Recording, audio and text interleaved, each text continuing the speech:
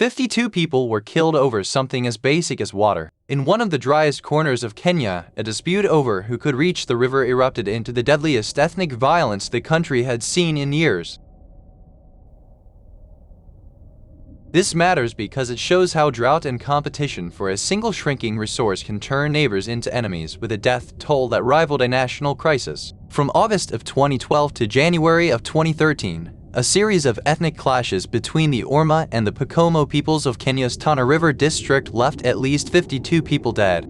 It was the worst violence of its kind in Kenya since the country's 2007 to 2008 crisis, which had killed 118 people and displaced more than 13,500. Over half of those displaced were children, women, and the elderly. To understand the fighting, you have to understand the two communities and the land they share. The Pokomo are a Bantu people, farmers and fishermen who live along the Tana River. In 2019, they numbered about 112,000. The Orma are cattle herders, a nomadic people and part of the greater Oromo clans of the Horn of Africa. Almost all are Muslims, and in 2019 they numbered close to 159,000. One group is rooted to the riverbank and its crops. The other moves across the land with its herds, always searching for grazing and water. And that is the heart of the conflict. The district is dry and prone to drought, with erratic rainfall in two short seasons, one from March to May, the other from October to December. When the rains fail, farmers and herders collide over the same scarce water. It had happened many times before. This time it exploded. About 10 days before the worst incident, 3 Pokomo people were killed by members of the Orma community.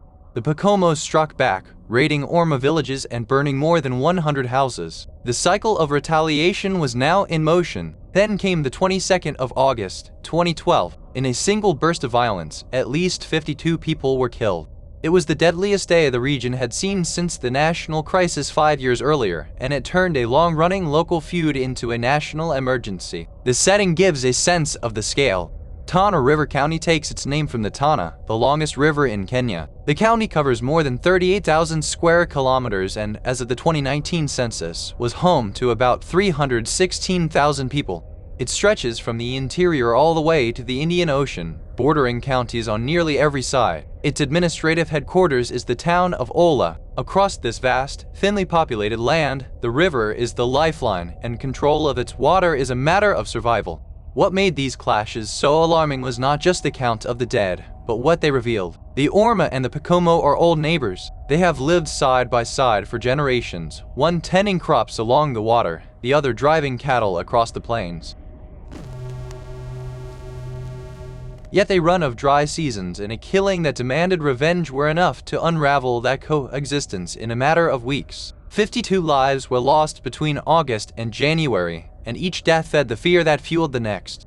The forward question is a hard one. As droughts grow longer and water grows scarcer, the pressures that lit the Tana River District have not gone away. Farmers still need the riverbank. Herders still need to move their cattle to water.